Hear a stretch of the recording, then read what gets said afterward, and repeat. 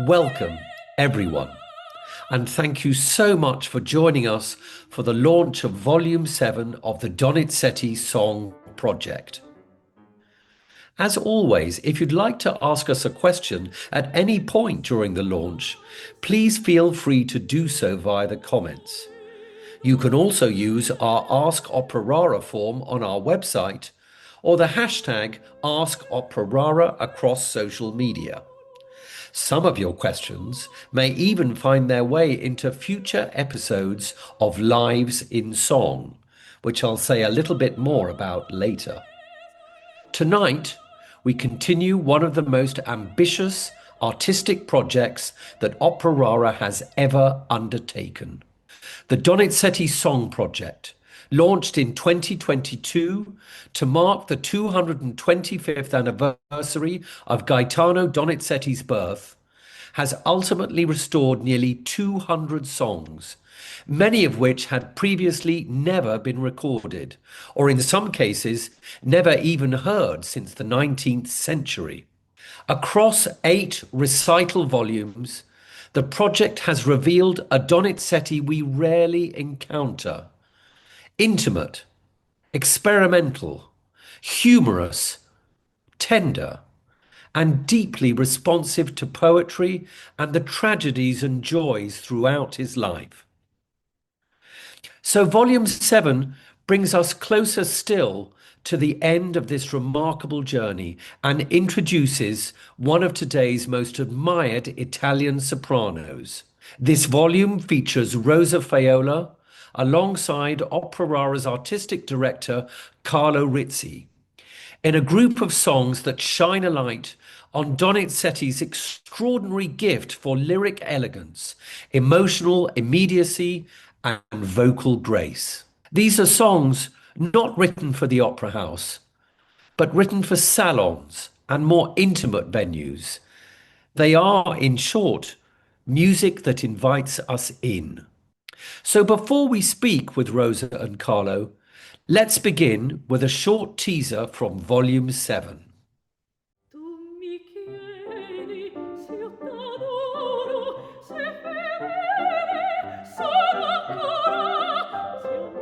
I'm Rosa Feola, and I'm very happy to record this CD of rare songs of Donizetti.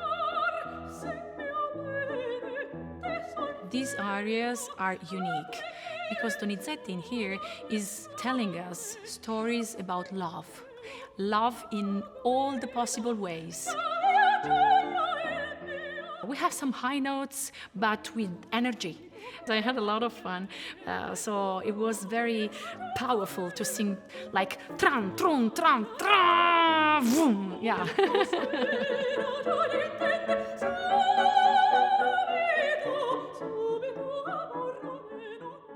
La Zingara has a different character because she says, and now I will teach you what is love. Follow me and I will teach you everything. And I know, very interesting.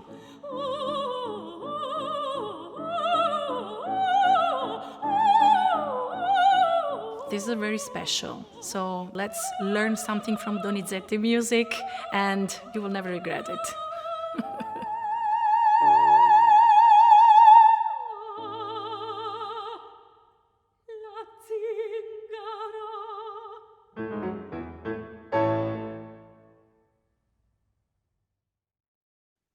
It gives me huge pleasure now to introduce the Italian soprano Rosa Feola in conversation with Opera Rara's artistic director Carlo Rizzi. Bene, buongiorno a tutti.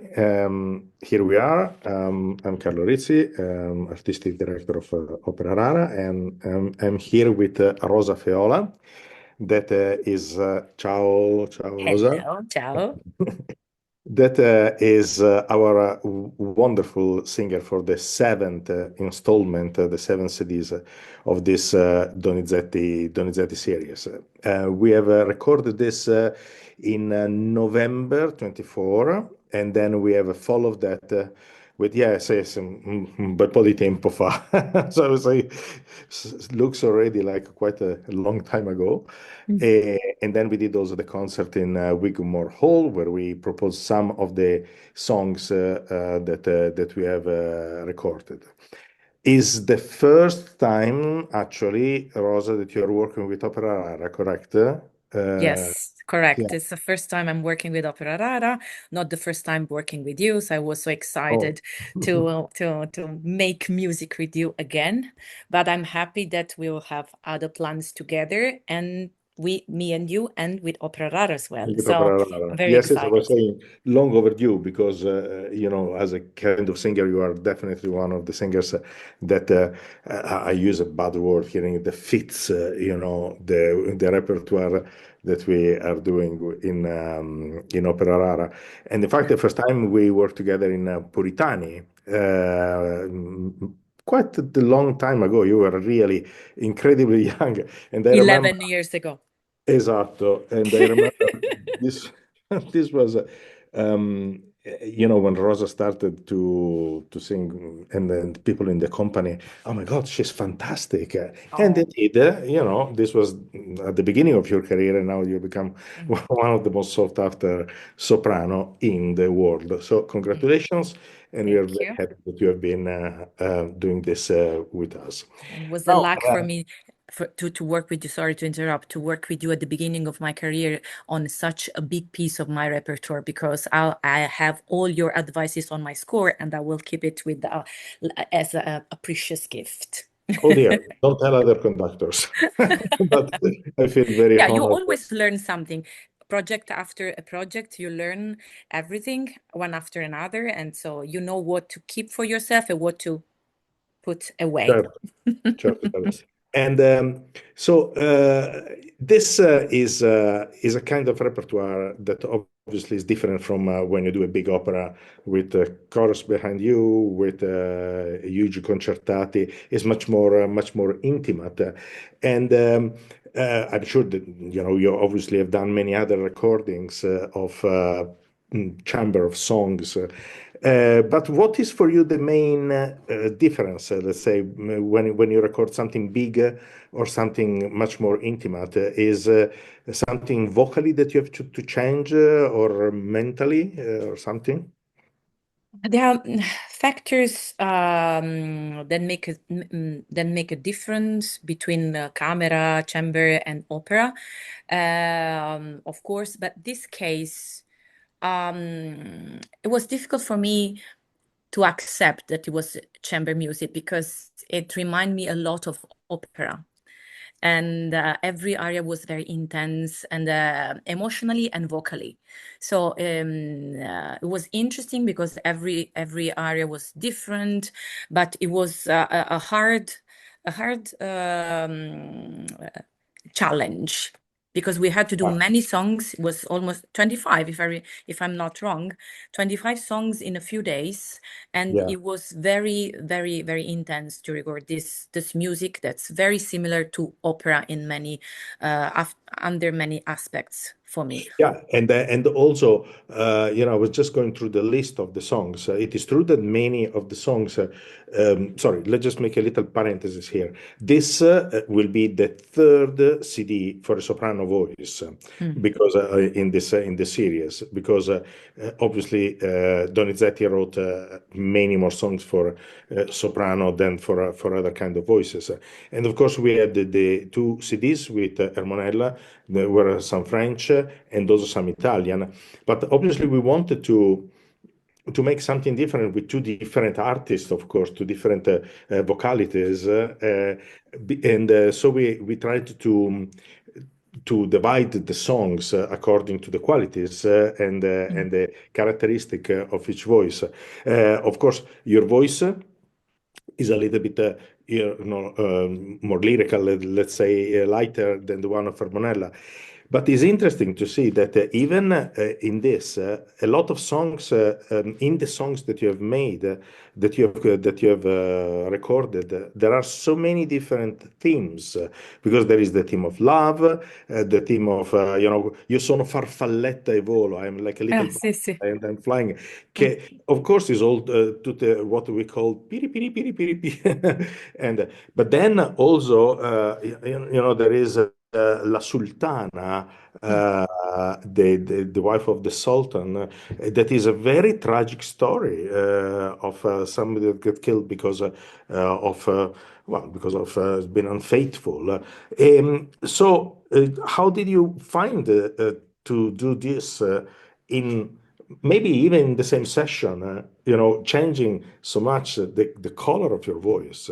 Yeah, you just mentioned Ermonela, and I want to connect to this because I'm very honored and I'm very happy to be in the same project with her because I admire her ability of acting, of performing, of telling stories with music and with voice, and that's what Donizetti requires through these different themes, as you say. And yeah, the difficulty was to jump between a feeling to another, of course. But the most of the time, I was impressed by the theme of love that Donizetti likes very, very much. Most of the time, the unrequired love that it's struggling all the time. It's melancholy, very, very sad, and very intense. It requires a lot of focus on controlling your feelings because of course if you're not controlling your technique, your muscles, you risk to get tired very soon because it takes your energy going through these feelings because they are very, very strong. But it's at the same time beautiful because you can be whatever you can give many different aspects of your singing, of your interpretation, and that makes the project and makes the recording very, very interesting. Yeah, no, and also you are touched about all the different way that Donizetti speaks about love, and it's interesting to see also how many poets from how many poets Donizetti took the inspiration. There is Vincenzo Mm. Monti, there is Metastasio, of course, there is even Felice Romani, the librettist, and each one of them bring their own particular look about the love. Now, I would like to listen now to a song that is one of the lightest. Tu mi chiedi se io t'adoro. You're Mm. asking me if I love you, and of course I love you. So let's listen.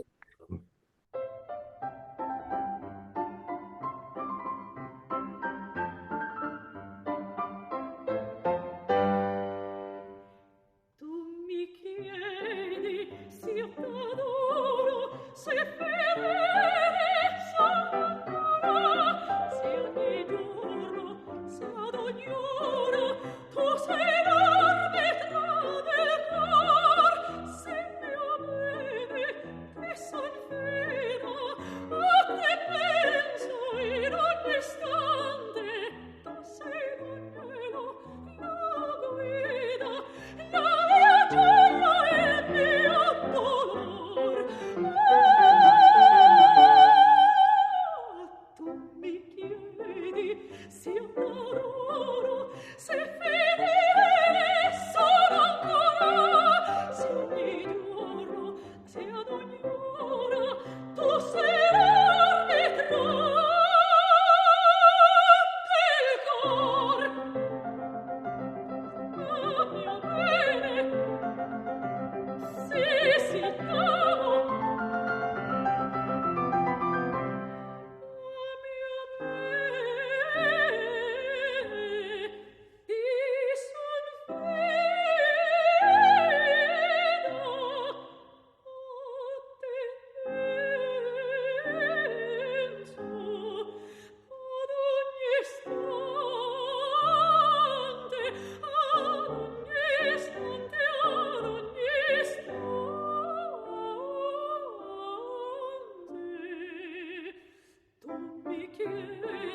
s'io t'adoro, se fedele sono ancora, se mi giuro, se ad ogni ora, so serarmi fra cor, se mio bene te son fida, a te penso in ogni istante, tu sei l'angelo, la guida, tu sei l'arbitro, tu sei l'angelo, tu la guida, tu la gioia, tu il dolore, tu la gioia, gioia, dolore, tu sei l'angelo, tu la guida, tu la gioia, tu il dolore, tu la gioia, gioia, dolore, a te penso, io ben ti son fida. Tu mi chiedi s'io t'adoro, sei la mia gioia, il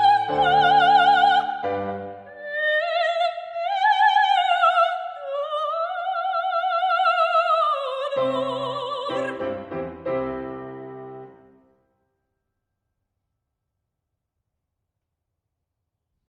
And so we have heard this wonderful song, and I think that this, I mean, obviously I'm not a critic, but I think this really portrayed perfectly the quality of the voice of you, Rosa. You know, the lightness, the freshness, the communication in this world. What did you? I mean, about the process of recording, you know, because the process of recording is we do it, then maybe there are two bars that we need to do three times, then we do it all again. What do you like and what you don't like of this, of the process of recording rather than performing? Uh-huh. What what I like is, of course, that we can work until we are dying, until we find the perfect line, whatever we like. But I have to say that we didn't repeat many times, This is right? true. Yeah. Yeah, this is true. Because I like what the plan we did, because we first talk through the music, just understand intentions, and then we sang only the the most difficult parts, and then we did it once, then we correct, and then we repeat maybe two or three times. Just a few songs, the most difficult for intonations or for critical parts. Now I don't remember specifically what, but just Yeah, a yeah, few songs we repeated several times. But yeah. we had a great plan. Also, the acoustic in the place where we had the recording was beautiful, and yeah, we had a good connection. Yeah, it was very comfortable to Yes. make that recording in It that was place. it was a little bit surprising if you remember when of course we have been interrupted because somebody was mowing the lawn in the garden I nearby. forgot. Yes. But hey, it does happen, you know, in central London in this church Yeah. that actually is very good for the acoustic. But hey, you know, and so this songs. This is now you know talking generally about the project. You know, we are arrived. Your is the CD number seven, so Mm. we're nearly finished the project, and I just wanted to say in general that it's wonderful that we have been able to do this project with singers like you that are not only good singer because obviously that is the main thing, but also so committed and so you know spearheading actually what we are doing, and I'm so happy that we can that we'll be working together on next project on Opera Rara because I really think that the people that work to this kind of project that are in a way could be just one-off, are a really special artist, and I really want to thank you for being part of this because it's not just enough the voice when you do these things, but also the commitment, and I do remember also the joy and the liveness. And the excitement that we have when we were recording this. So thank you for this. Now, Thank you, Maestro. there is, My honor. no, it's true, it's true. There is something that you found in the songs that you have not found in the operas of Donizetti, something specific to the way that Donizetti writes for piano or for the voice, in this smaller environment rather than the opera?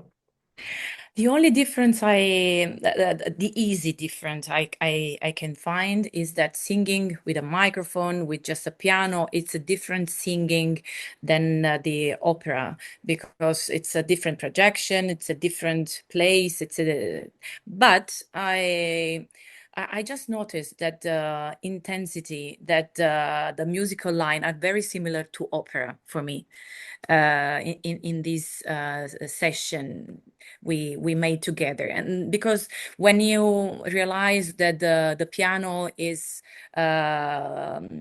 making a conversation with the voice, especially in the song that in the aria that we just listened to, and the two of them are mocking the lover, and they're playing together. This is just Donizetti style that we find in the opera.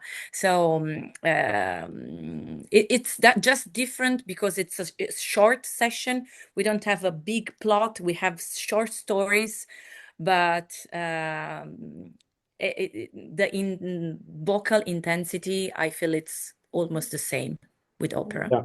And Rosa, Donizetti is a composer that you feel close. I mean, not only because it suits your voice very well, but also from the cultural point of view, from where it comes from in Italy. I love the fact that Donizetti is strictly deeply connected with Naples, and I can feel the influence that he received from the Napolitan culture in many, many areas. And I can recognize this jumping from witness to a very honest and serious moment, especially in an area when I said, "How do you dare to ask me this stupid question?" And she sings it in a very witty way, just playful. And after being playful, it always come back a serious moment when the interpreter takes himself seriously and goes to a honest and sincere feeling. This is very, very Napolitan, and I love this, and I felt it very, very deeply. Well, you talked about the dialogue with the piano, but there is one song where actually the dialogue is not with the piano, but Yeah. is with the harp. Mm. And you were talking about in the song that you have just listened that the piano and the voice sort of mock the lover. This one is not. The song that I'm talking about is No tu non mai tradita, and is performed by Rosa with Sally Price at the harp.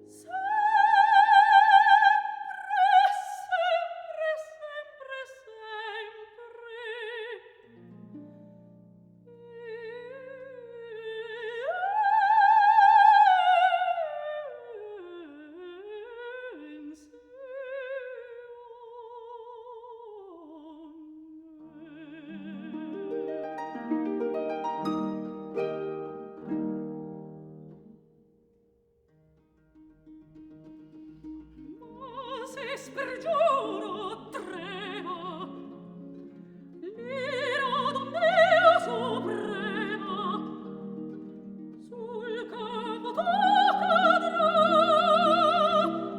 se tradisti trema, anche il tuo dirà, perfido.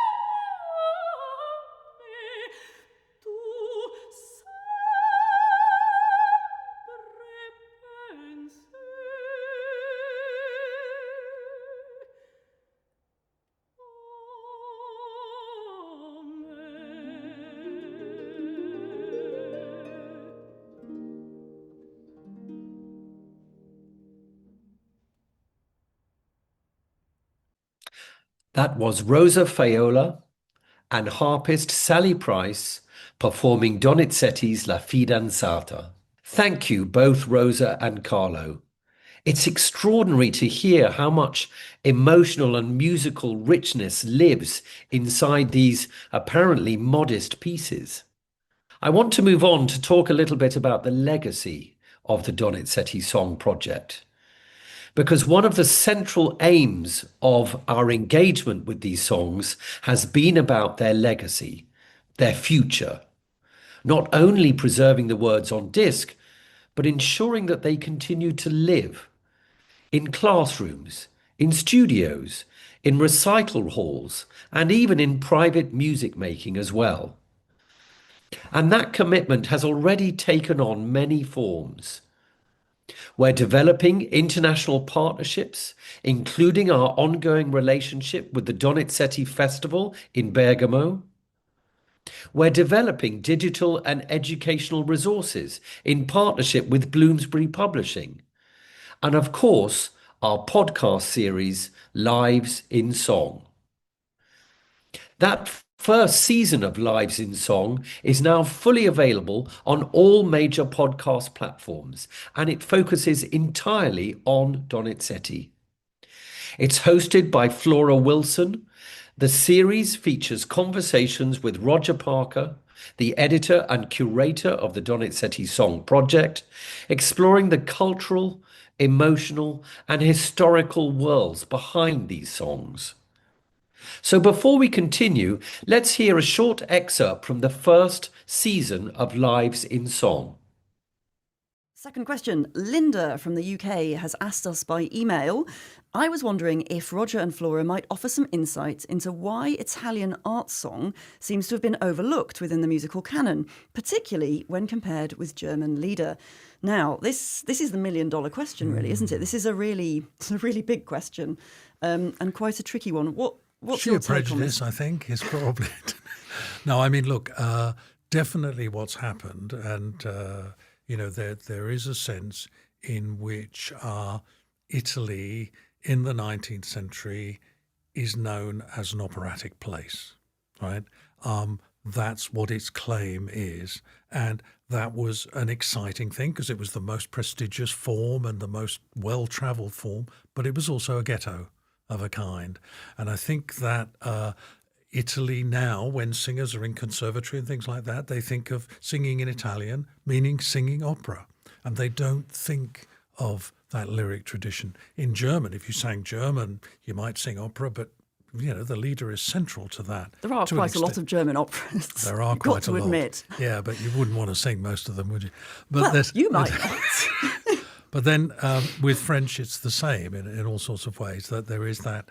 But Italy has always been thought of as the home of opera. And that is a sense, I think, has squeezed out other genres. I mean, that's really interesting that you'd put it like that, because I think I'd come at the question, or rather the answer, the other way round. And you might want to write to me to tell me how wrong I am. But I think there's also the fact that it was Germans who were the first musicologists in lots of ways. The whole discipline of the history of music was to a large extent a German invention in the 19th century and into the 20th. And that means they had an axe to grind, as it were, and Schubert and Schumann and Brahms, that tradition of the lead was so important to a German musical heritage that then why would they be interested in Italian song, even if they'd known about these Donizetti songs, which obviously weren't taken seriously in the same way, weren't kept in museums or republished endlessly in the decades. It definitely began in the 19th century, because apart from these printed collections of Donizetti songs, the rest of them literally just disappeared. I mean, they were given away or whatever, and they weren't available. They weren't available to Which make is editions. then what's so interesting about the Donizetti Song Project, actually, of course, because if you don't have recordings, if you don't have texts to hang on to, how can anyone know any of this music? So, the stakes are quite high with this. I mean, I think very early on when I was working with Opera Rara, as far as this is concerned, we're not just thinking about recreating individual pieces of music. We're thinking about recreating a repertoire here. Something which can exist in a larger sense and actually maybe make people get more interested in other Italian composers. Well, because it's dangerous, I think, for us at this point in history. We've received the canon of great musical works, and you can forget that actually these things are constantly in motion, that there are things gradually falling away at any given moment, but also new additions coming in. And that's what's so interesting. That was Lives in Song with Flora Willson in conversation with Roger Parker. And it's just one small part showing how Opera Rara is working to ensure that this extraordinary music continues to resonate far beyond the recordings themselves. I say a big thank you this evening to Rosa Feola, to Carlo Rizzi, and of course to all of you for joining us. Volume 7 of the Donizetti Song Project will be available tomorrow through the Opera Rara website and on all major streaming platforms. But for now, I would encourage all of you to stay on our YouTube channel for the premiere of Volume 7 at 7 p.m. and the link will be placed in the chat. So now we look ahead as we approach the final chapters of this extraordinary journey. Volume 8 of the Donizetti songs features the Italian bass baritone Nicola Alaimo. We also have a series of concluding salon concerts, and our final Donizetti and Friends concert at the Wigmore Hall will take place on the 16th of June 2026 with Nicola Alaimo and Opera Rara's artistic director Carlo Rizzi, which will coincide with the final release of the whole 8-volume collection. More information on this and everything else about our work can be found on the Opera Rara website, www.opera-rara.com. All of this work forms part of Opera Rara's wider mission to rediscover, restore and rewrite the operatic past, not just as a museum, but as something living but permanent. We would like to especially thank our lead supporter of Volume 7 of Donizetti Songs, Andrea Pessino, for his generous support, as well as our thanks to those members of Opera Rara's Donizetti Syndicate. The Donizetti Song Project is supported by the Colwinston Charitable Trust and the Cocaine Grants for the Arts at the London Community Foundation. If you've enjoyed tonight's event, please consider supporting our work. Even a small monthly donation helps make projects like this possible. You'll find full details on our website, along with information about upcoming performances, recordings, and broadcasts. But for now, thank you again for being with us this evening. And thank you for helping us to continue to rewrite operatic history.